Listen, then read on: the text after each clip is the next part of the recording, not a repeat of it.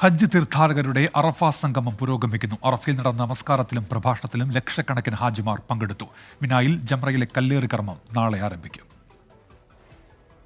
ലോകത്തിന്റെ അഷ്ടദിക്കുകളിൽ നിന്നെത്തിയ തീർത്ഥാടക ലക്ഷങ്ങൾ അറഫയിൽ സംഗമിച്ചിരിക്കുകയാണ്. ഹജ്ജിനെത്തിയ 20 ലക്ഷത്തോളം തീർത്ഥാടകരും ഇപ്പോൾ അറഫയിലുണ്ട്. തമ്പുകളിലും അറഫയിലെ നമിറ പള്ളിയിലുമൊക്കെയായി തീർത്ഥാടകർ ആരാധനാ കർമ്മങ്ങളിൽ മുഴുകിയിരിക്കുകയാണ്. നമിറ പള്ളിയിൽ നടന്ന നമസ്കാരത്തിനും ഖുതുബക്കും ഷെയ്ഖ് മാഹിർ അൽ മുഅഖ്ലി നേതൃത്വം നൽകി.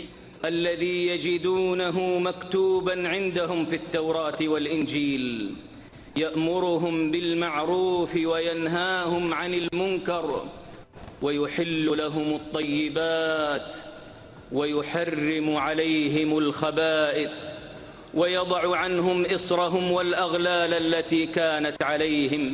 കനത്ത ചൂടിനെ വകവെക്കാതെ തീർത്ഥാടകരിൽ ഭൂരിഭാഗവും ടെന്റുകൾക്ക് പുറത്ത് പ്രാർത്ഥനയിലാണ്.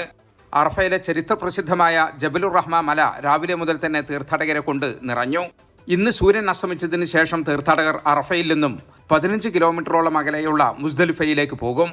ഇന്ന് രാത്രി മുസ്ദലിഫയിലെ തുറന്ന മൈതാനത്തായിരിക്കും തീർത്ഥാടകർ. മീനായിലെ ജംറകളിൽ എറിയാനുള്ള കല്ലുകൾ ഇവിടെ നിന്ന് ശേഖരിക്കും. നാളെയാണ് ജംറകളിൽ കല്ലേർ കർമ്മം ആരംഭിക്കുന്നത്. മക്കയിൽ നിന്നും ജലീൽ കണ്ണമംഗലം, 24.